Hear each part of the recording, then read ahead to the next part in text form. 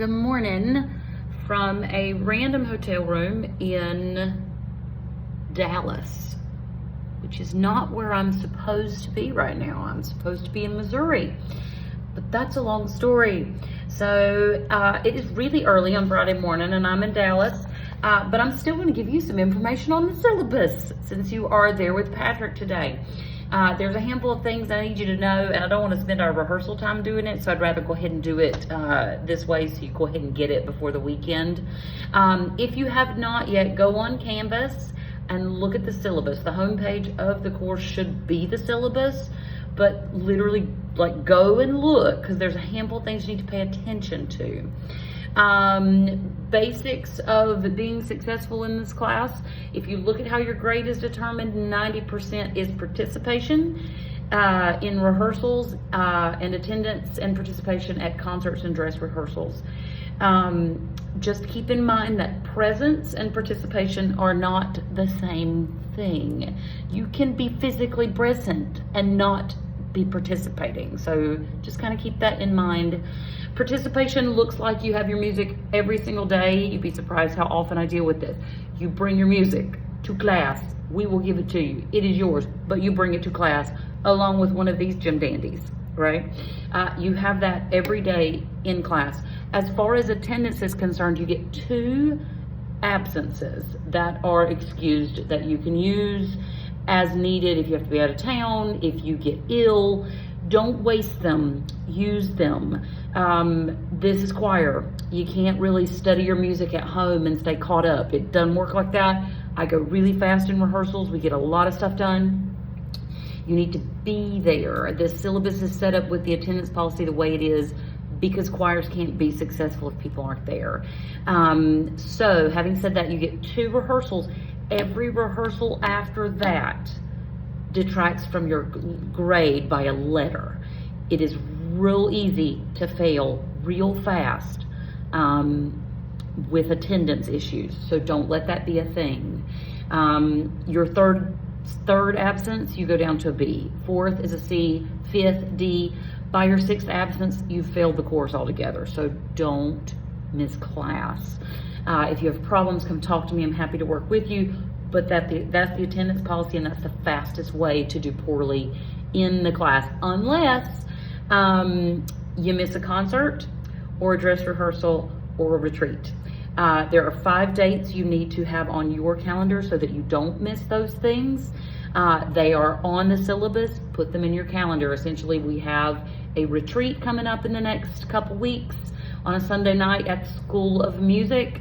For just a couple hours. If you're somebody who has a job or sorority obligations or whatever it is, go ahead and make arrangements now. It's a course requirement. We also have 2 concerts this semester. Each concert is preceded by a dress rehearsal. You have to be present at both dress rehearsal and concert, not negotiable. So those dates are on the syllabus. Put them in your calendar so you don't forget to make arrangements to be there. That will fail you in the course as well. 2 other dates, which are actually 1 date that you need to have on your calendar. September the 1st.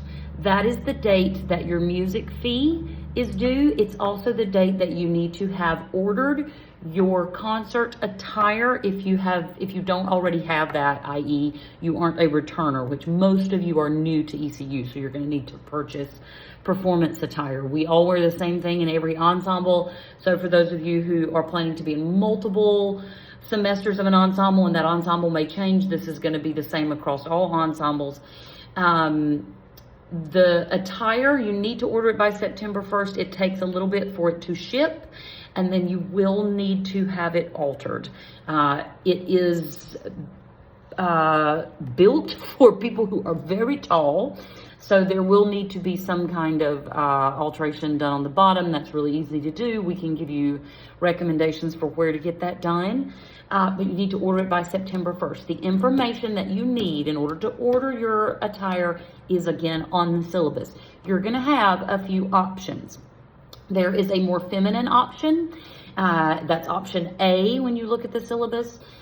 Within that, there are 3 options for the top and 2 options for the bottom.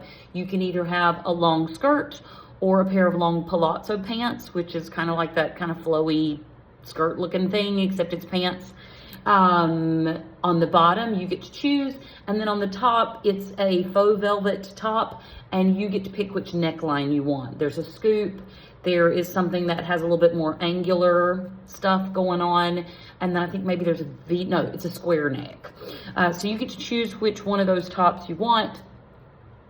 And the information for how to order is right there online. All you got to do is click on the links. Option B is less feminine. It's kind of neutral. Again, it's the same velvet top with a much less feminine neckline, and then just kind of straight black dress pants. Yes, you do need to purchase these dress pants so that they match across the board rather than wearing dress pants that you might already have. And then the third option is a tuxedo, and if you want a tuxedo, knock thyself out. Totally your call. So that is the attire. Make sure you look at that on the syllabus and let us know if you have questions. The music fee is $40. Directions for exactly how to pay that, again, are on the syllabus. Read it.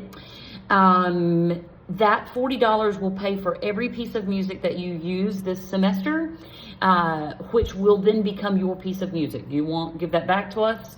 As soon as it comes in, it'll ship to ECU, and we will pass the music out, and once we give it to you, it's yours to keep. That $40 pays for that music.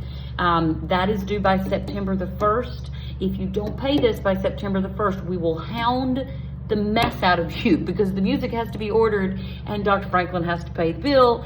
And if you don't pay your music fee, Dr. Franklin has a great big bill, and they will come and get him to take him to jail. And I cannot conduct all the choirs because I'm busy. So pay your music fee so Dr. Franklin doesn't go to jail and I have to do more than I already do. I don't have time. So there's that. Let's see. So music fee, attire, your grade in the course. Here's the other thing you need to be aware of. We talked about attendance a little bit earlier, both rehearsal attendance, not missing more than those two allowed rehearsals, or missing a concert or dress rehearsal, that kind of thing. That will supersede any grade you have in the course. So if you have an A or a B in the course already, if you miss a concert, you fail. Like, that kind of just supersedes it. If you miss more than 3 or 4 or 5 or 6 classes, that's going to supersede whatever your grade in the course is. So make sure that you take that attendance policy seriously. No phones in my rehearsal. No phone in my rehearsal. It'd be just fine. Most of you get those notifications on your watch anyway. Keep in your back pocket so you know in case somebody's trying to get in touch with you and you need to leave class and deal with it.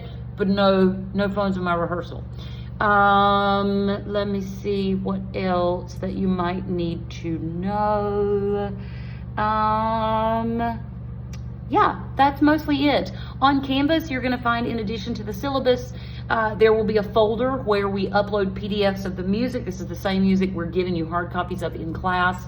So if something happens and you lose your music, you can go on there and print off a copy to utilize in the meantime until you find yours. There's also a solfege and music reading key signature tutorial on there. If this is, if it's been a minute for you, or if that's something that's brand new, if you want to take a second and look at that tutorial just to remind yourself how that works, do that. It will help. I'm trying to remember if there was anything else. I made some notes. Meow. I think I have looked at them all. I think. There it is. So you're going to meet today with Patrick. You're probably going to be watching this video in class with Patrick, assuming I can get the sucker to upload to YouTube for you. And then if you have any questions about this, make sure that you ask him. He's going to answer anything that he can, and then I will answer anything else when I see you on Monday. I'm excited to work with you, so it's going to be fun. No phones in my class. Bring your music and a pencil every day. You must be present. You have to come. If you do those things and you have a good attitude, don't have a bad attitude in my class. It does not help. we will have a good year and it will be fun, and that's where we are. Okay, I'm gonna see if I can go get on a plane now and finally get to Missouri, which is where I'm supposed to be. Or at least that's where I was supposed to be last night.